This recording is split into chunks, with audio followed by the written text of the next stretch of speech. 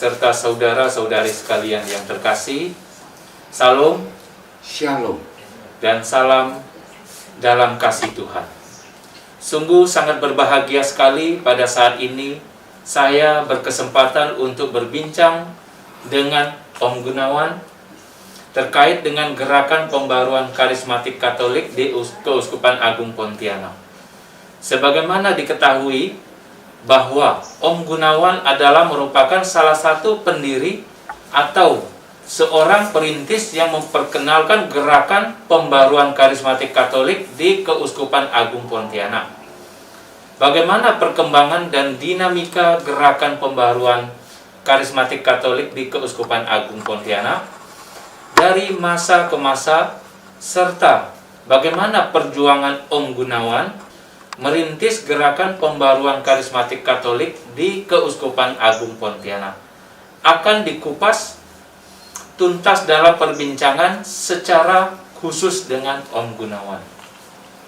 Semoga perbincangan saya dengan Om Gunawan mengenai gerakan pembaruan karismatik Katolik khususnya di Keuskupan Agung Pontianak bisa menambah pengetahuan kita semua tentang gerakan pembaruan karismatik Katolik dan menambah wawasan kita semua mengenai sejarah masuknya gerakan pembaruan karismatik Katolik di Keuskupan Agung Pontianak.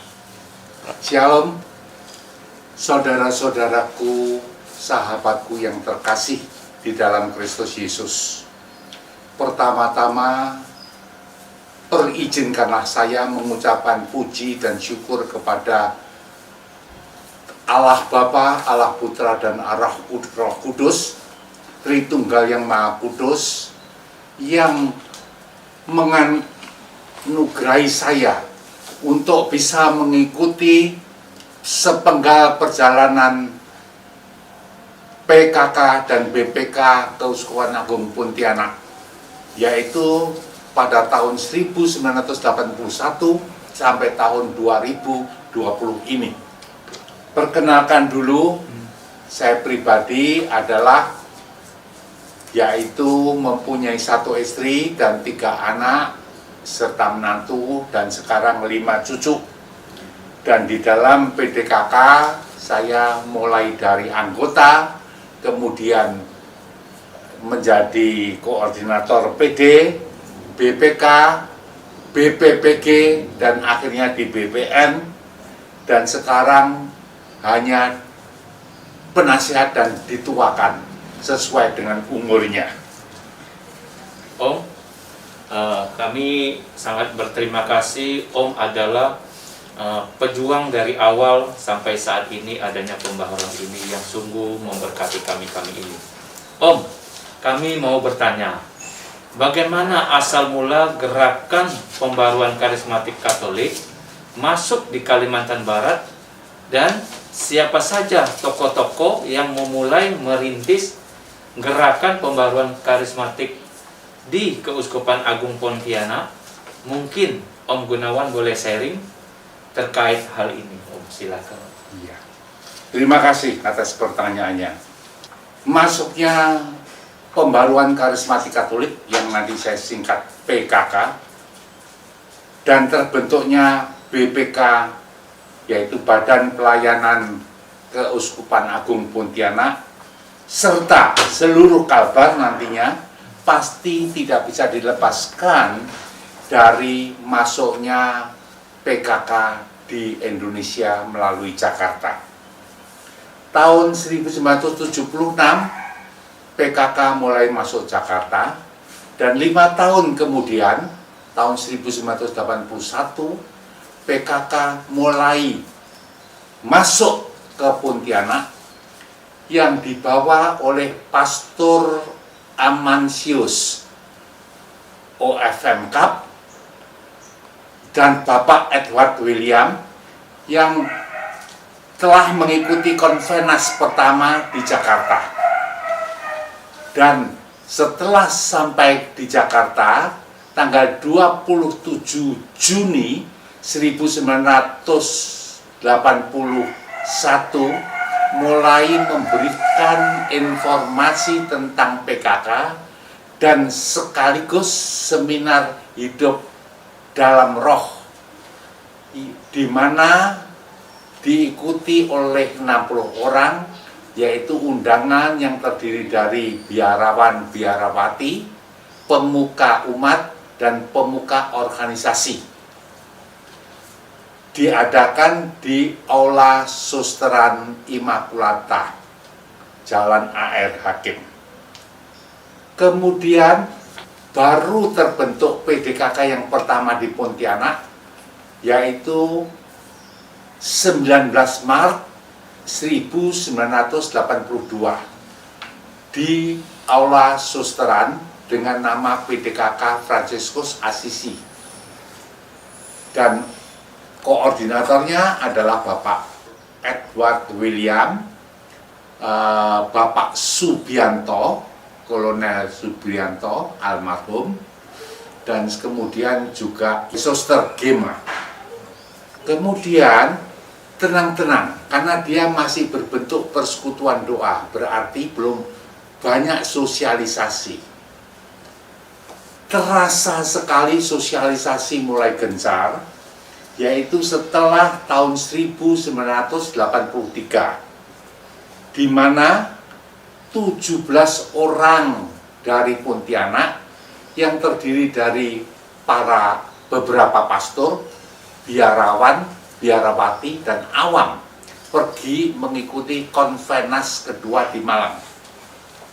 Setelah pulang itu, yaitu bulan Juli tahun 1983, maka terasa mulai ada gerakan yang berarti di Pontianak dan tanda kutip juga di luar Pontianak, Singkawang.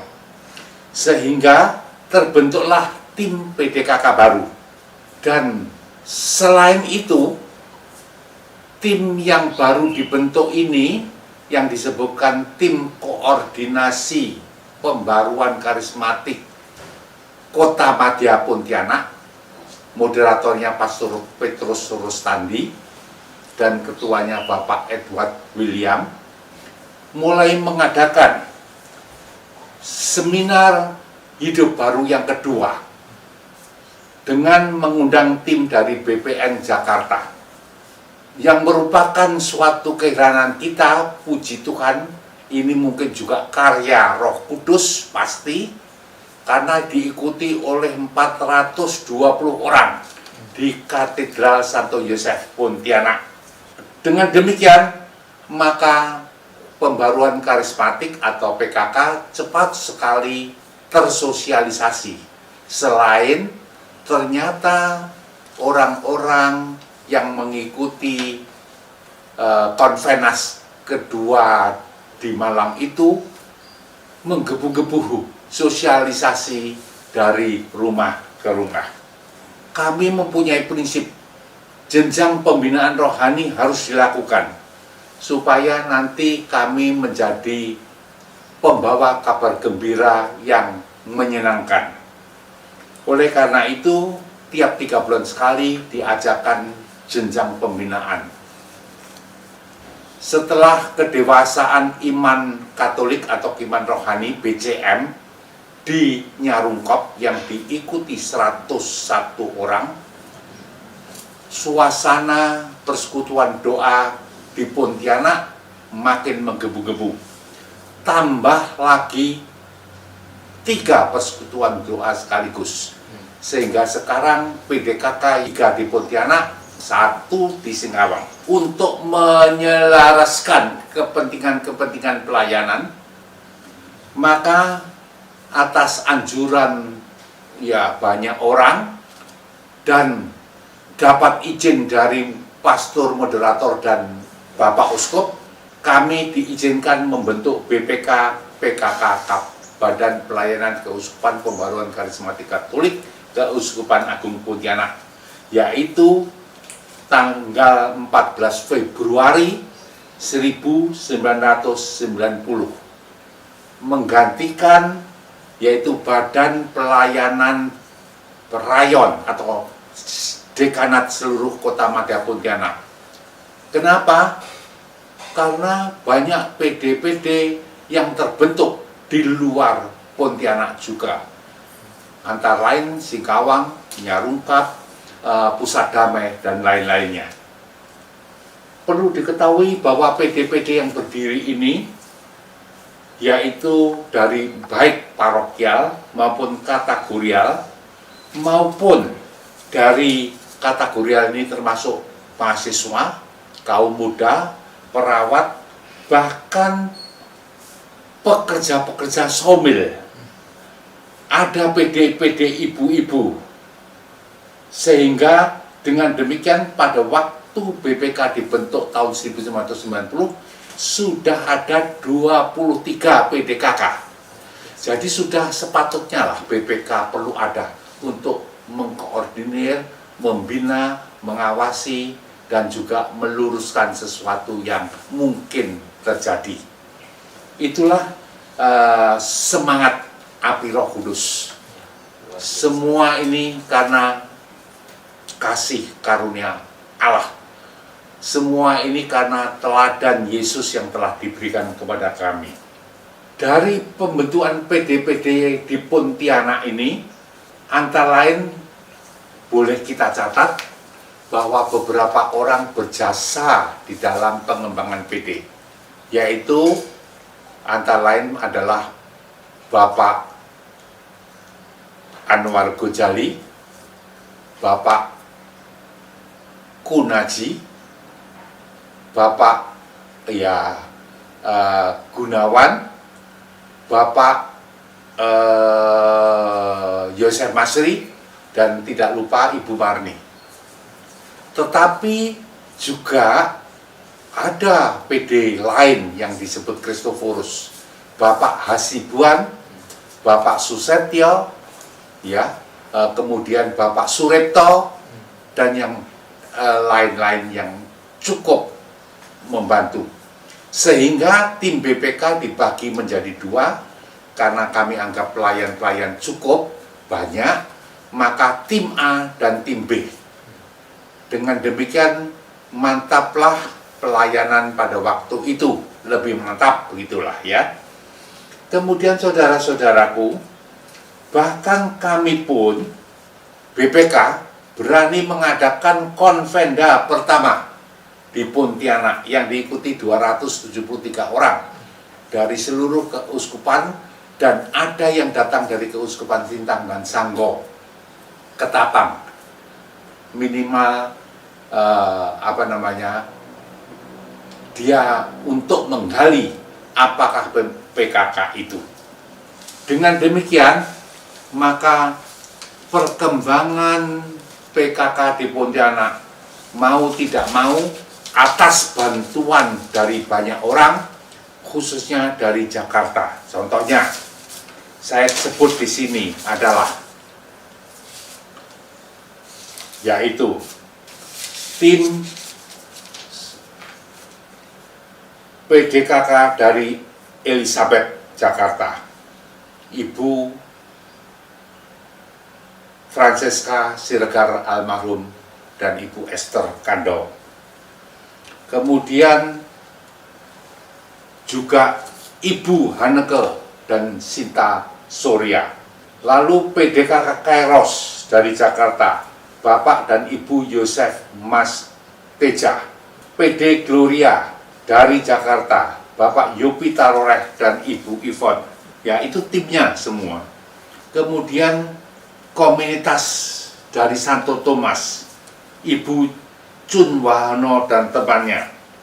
PDKK dari Ibu Edith Witoha, komunitas keluarga kudus dari Wimpi Santosa, dan yang pribadi yaitu seolah-olah freelance adalah Bapak Aksen Gumelar. Itulah orang-orang yang membina kita, sehingga kita lebih mantap lagi dan banyak menggali ilmu dari beliau-beliau ini. Dari luar negeri pun, kalau ada pembicara dari luar negeri datang di Jakarta, kami berusaha mendatangkan ke Pontianak. Antara lain Michelle Correll, Pat Crowley, kemudian Father Gino Henriques, Father Cantalamessa, Rainero Cantalamessa OFMK. Dan tidak lupa yaitu para pastor yang dengan gigih membina kami, saya ucapkan terima kasih, yaitu Pastor Sugiri almarhum, Pastor Yohanes Indra Kusuma, Pastor Noto Budio, Pastor Soekarno almarhum, kemudian Pastor Mardi BS Atmaja, Kak Pastor Lambertus Sumar MSc, Bapak Kombes Petrus Hari Purnomo dan tim. Jadi banyak sekali orang yang membina kita. Oleh karena itu suatu keuntungan bagi PKK Pontianak.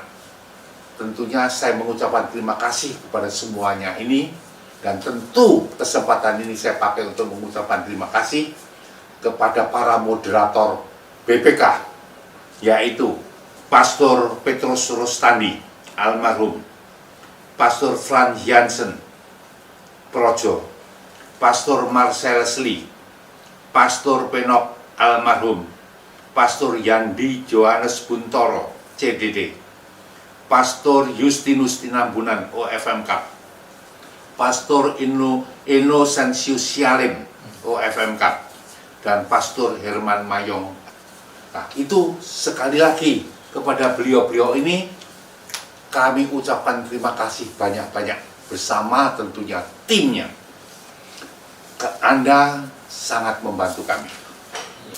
Luar biasa Om ya. Ya. Jadi dapat dari Konvenas Malang begitu menggebu-gebu semuanya ini sehingga terbentuklah Pontianak ini, katanya tadi sampai 40-an ya. PDKK. PDKK sementara ini sampai 23. Oh, sampai 23 di Tapi berbagai nanti- profesi. Ya, betul.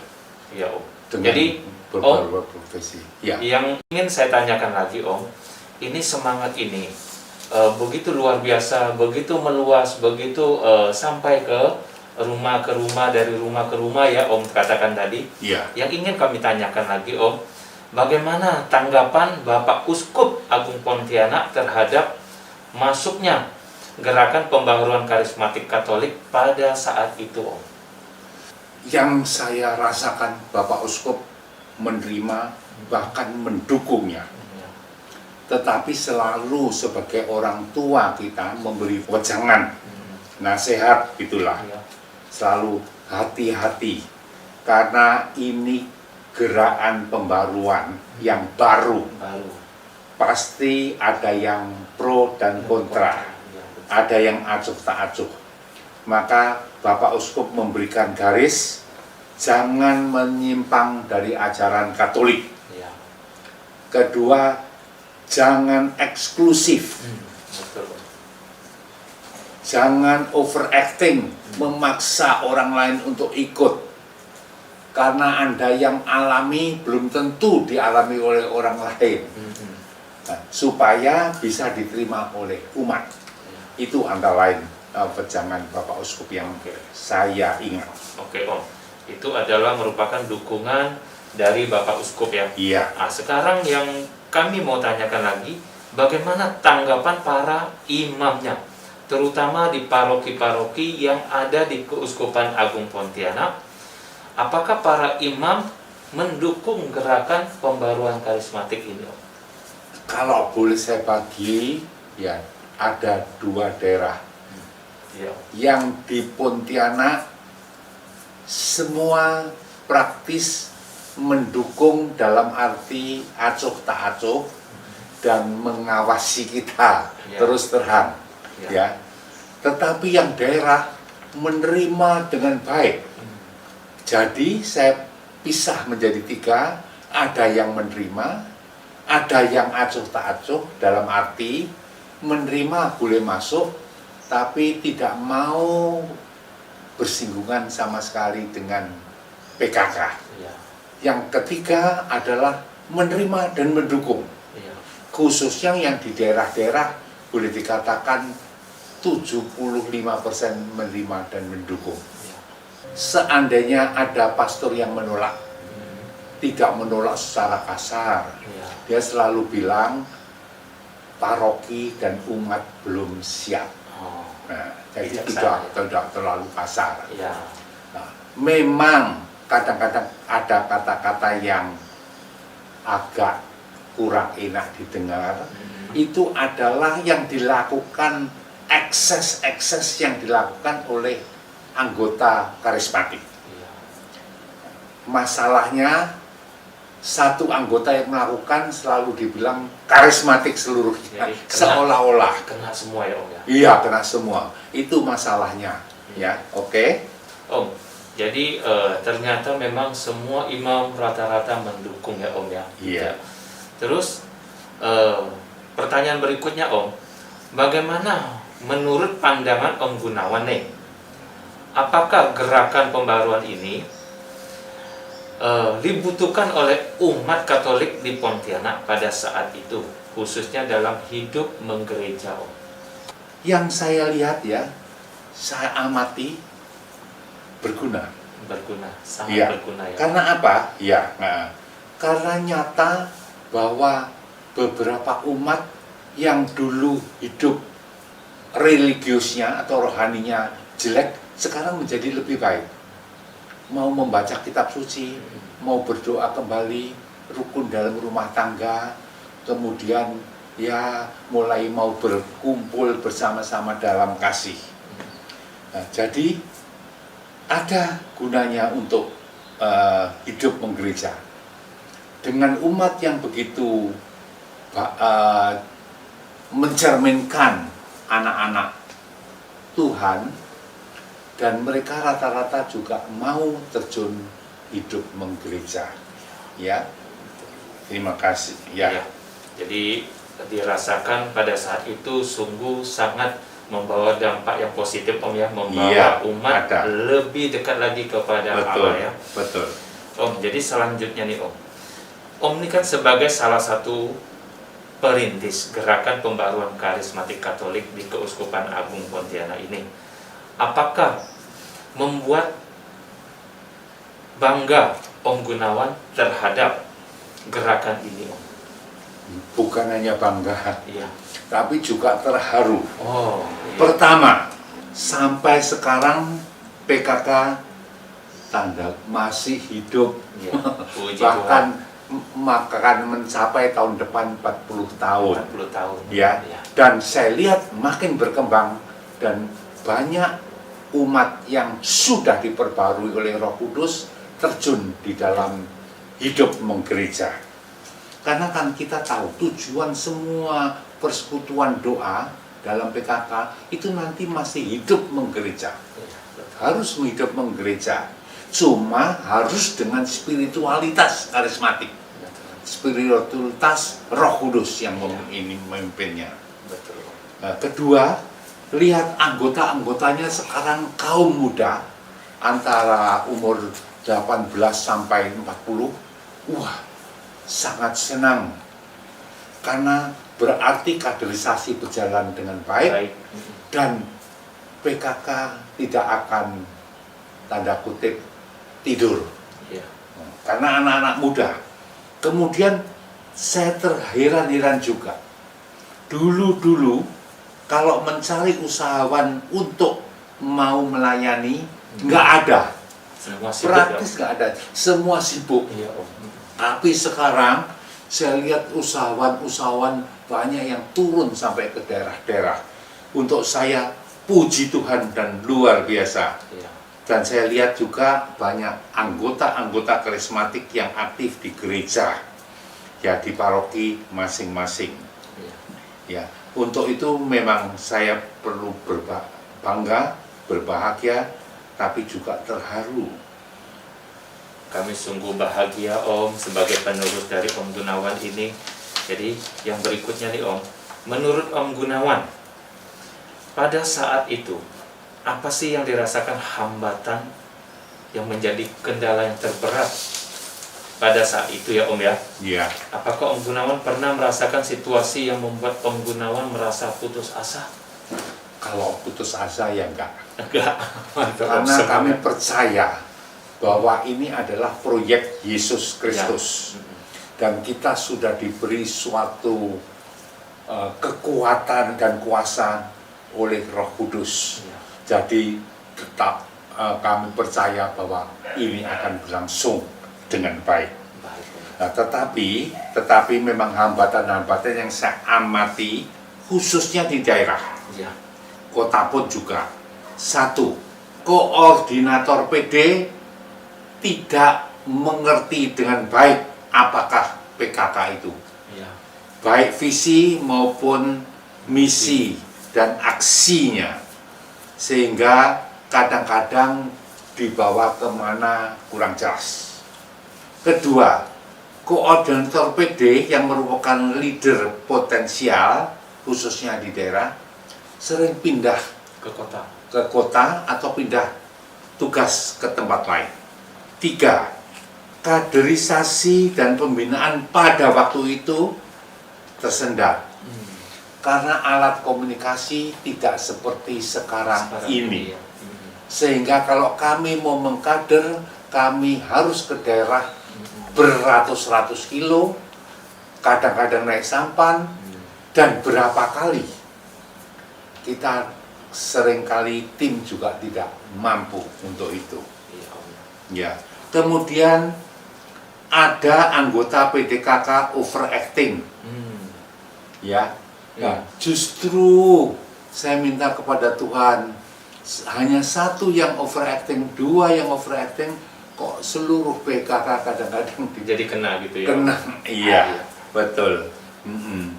Nah, kemudian juga yaitu harus kita akui meskipun ini kecil, ada perselisihan di dalam tim inti. Oke. Ya, itu yang memberatkan, yang tidak mempercayai, yang menyebabkan umat tidak percaya. Iya. Wong tim sendiri berkelahi. Ya, tim itulah kira-kira. Oke, Om. Om, jadi pahit getirnya tadi sudah dilalui. Jadi bagaimana pandangan Om Gunawan terkait dengan kaderisasi gerakan pembaharuan karismatik Katolik khususnya di Keuskupan Agung Pontianak? Apakah kaderisasi sudah berjalan dengan baik dan berjenjang, termasuk pembinaan, termasuk pengajaran, Om? Ya. Kalau saya lihat sekarang sudah amat bagus. Oke. Sekarang. Tapi zaman saya dulu belum. Belum. Pertama, tenaga pengajar belum ada. Kurang ya, Om ya? Kurang. Kalau mendatangkan dari Jakarta, Biaya. biaya. Iya. Ya, biayanya berat.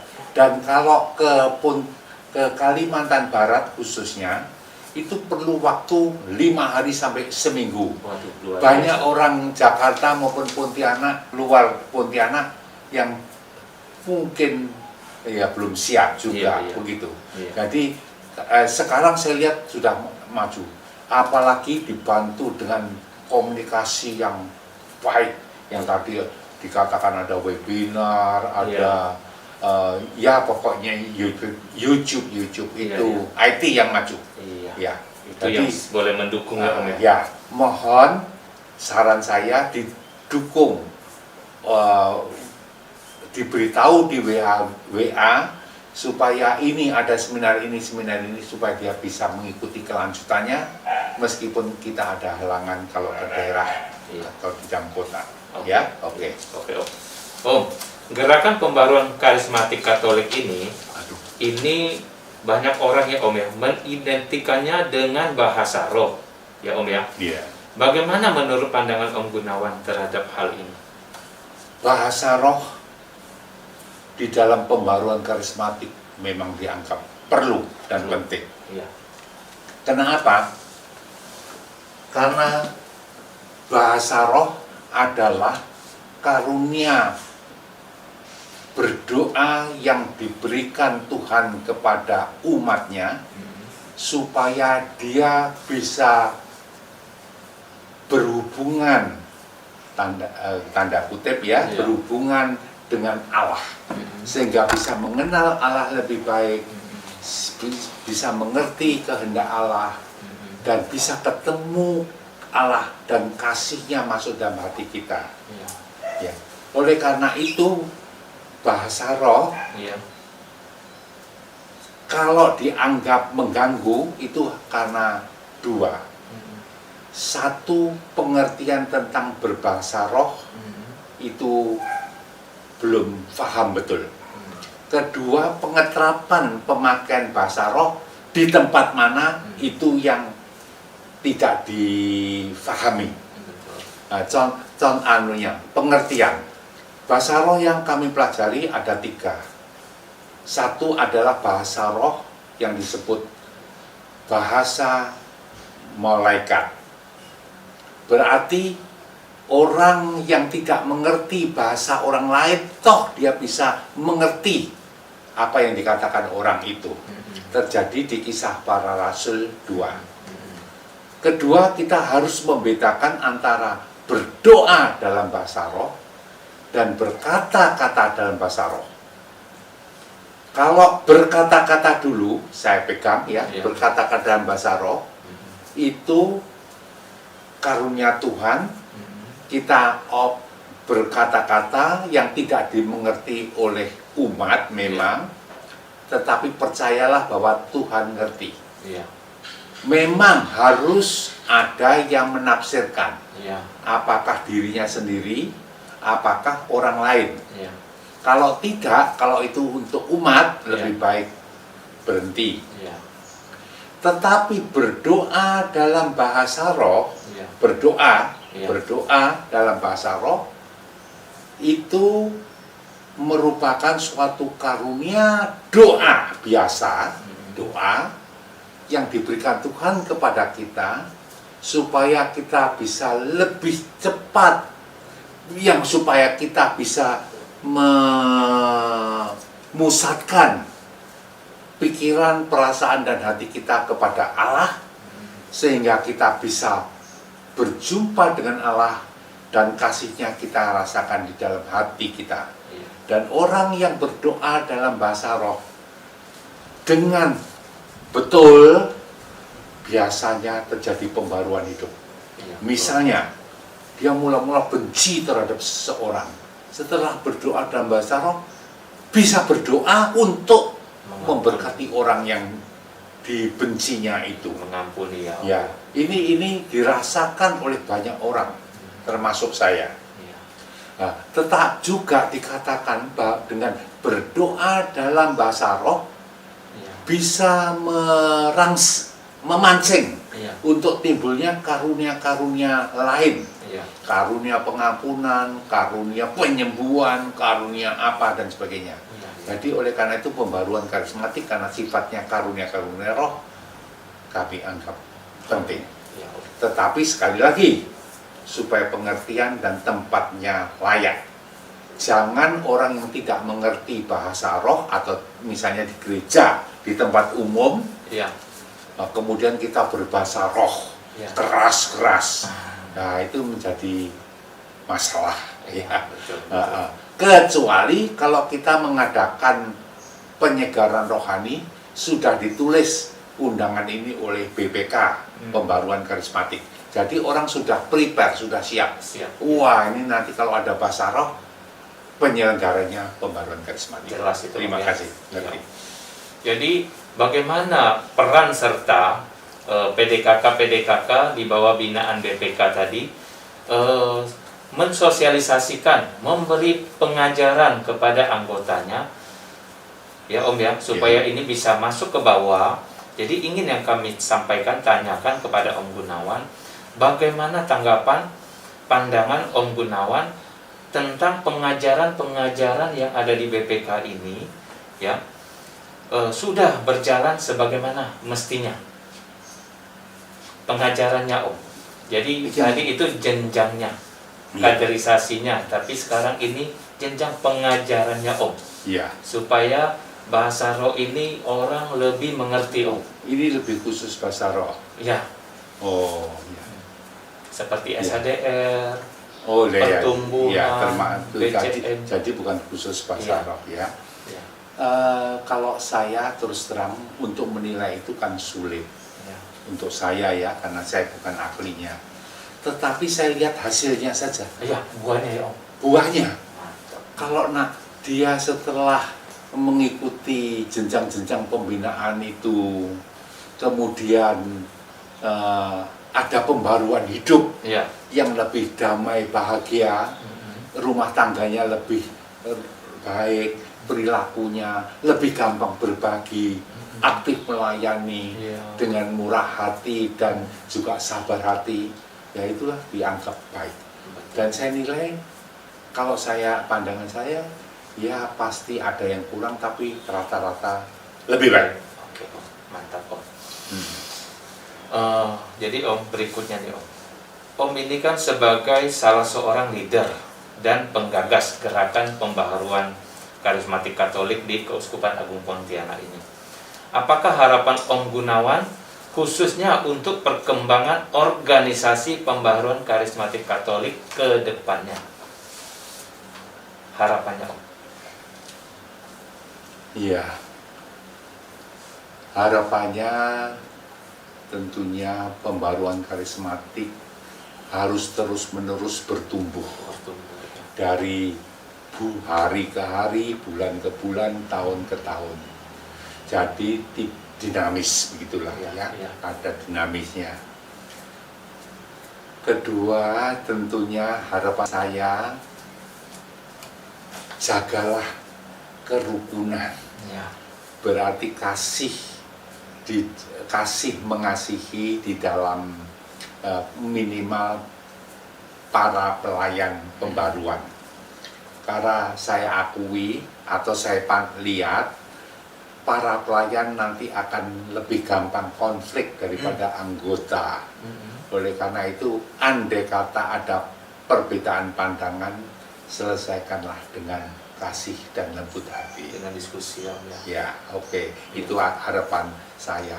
Supaya berguna untuk hidup menggereja atau untuk gereja kita.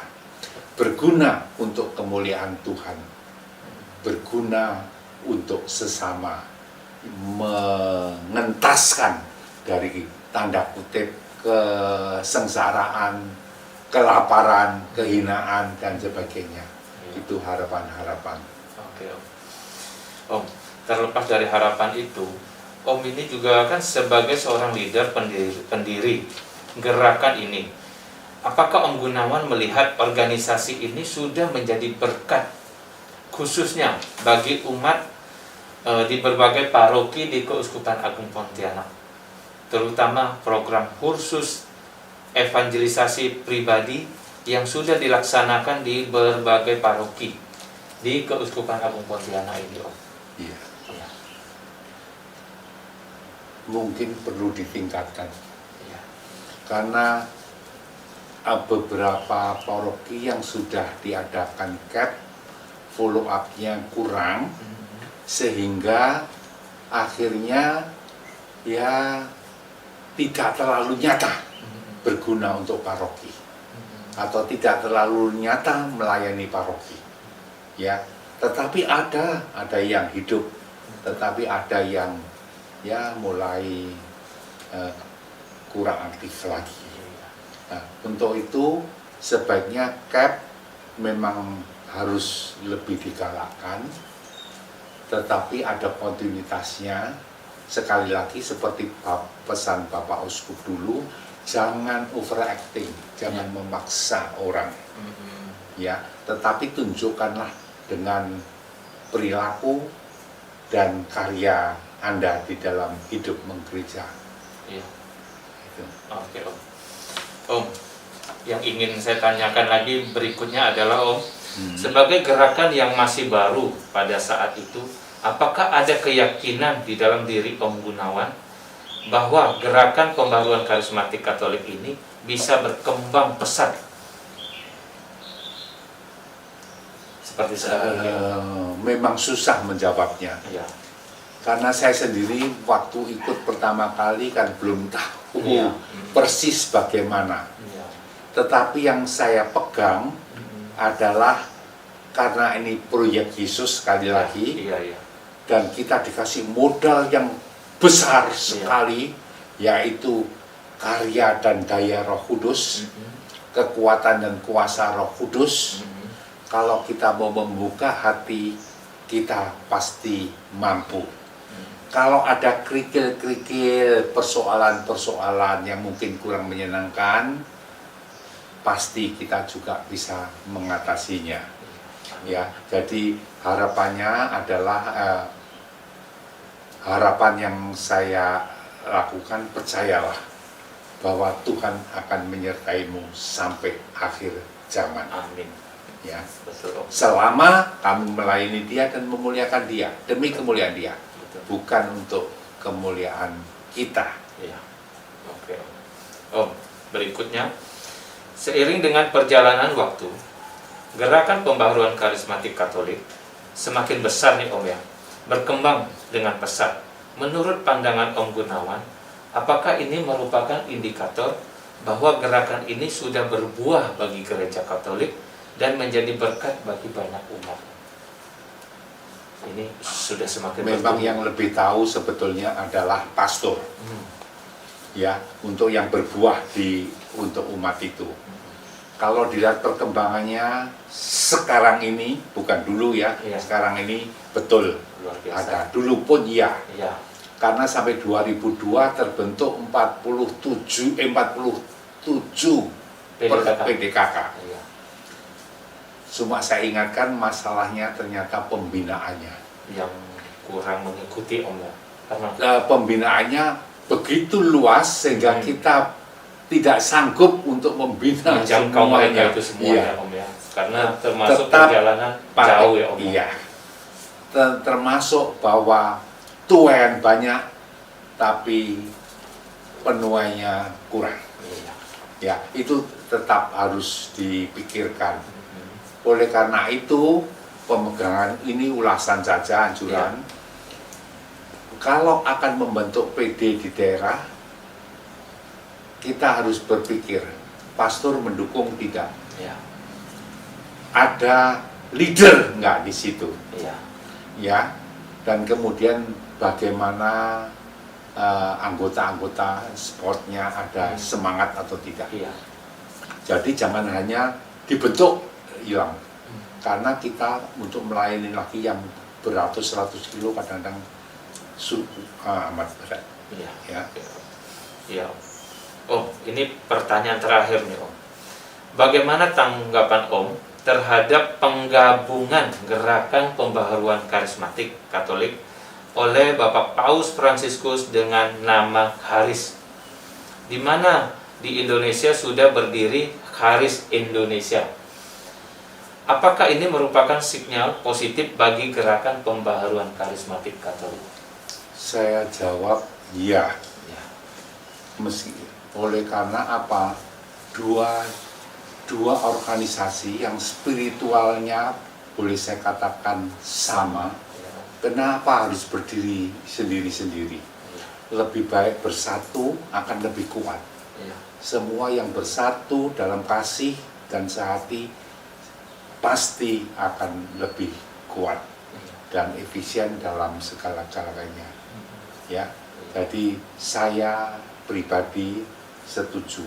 Setuju. Cuma pengendalian diri perlu. Oke. Ya. Ya, semoga ini semua boleh bermanfaat bagi kita semua. Demikianlah Bapak, Ibu, serta saudara-saudari sekalian, perbincangan saya khusus dengan Om Gunawan terkait sekilas perjalanan gerakan pembaruan karismatik Katolik di Keuskupan Agung Pontianak. Semoga perbincangan saya dengan Om Gunawan ini bisa bermanfaat dan menambah wawasan serta pengetahuan kita semua mengenai gerakan pembaruan karismatik Katolik di Keuskupan Agung Pontianak. Sekian dan terima kasih. Tuhan memberkati. Shalom. Shalom.